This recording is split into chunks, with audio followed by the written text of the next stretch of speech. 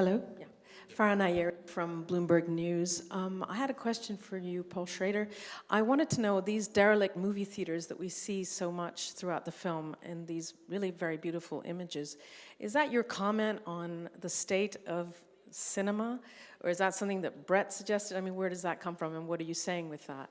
And my second question, if you could comment on Lindsay's performance as an actress. That came from me. The very first email I sent to Brett suggesting we do this, I said, let's make cinema for the post-theatrical era.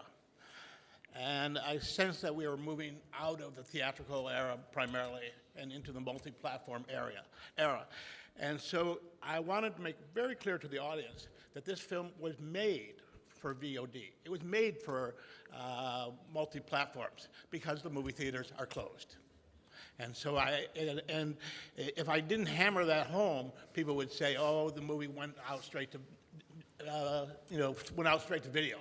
Well, it was meant to go straight to video.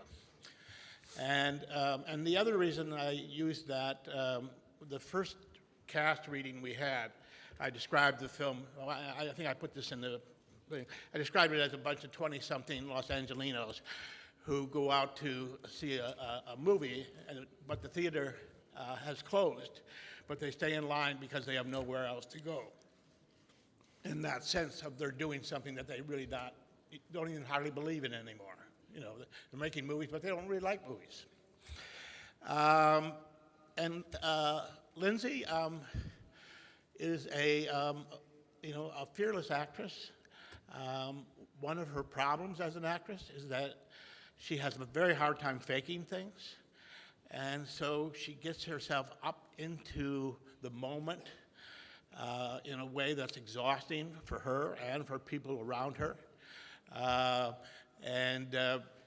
So what you see on screen is very close to genuine because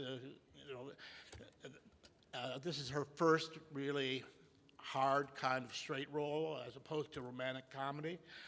And she stepped up to the mark, but it was an exhausting process. You made a reference to the Misfits, and Marilyn Monroe in the Misfits were talking about her on this one, yeah?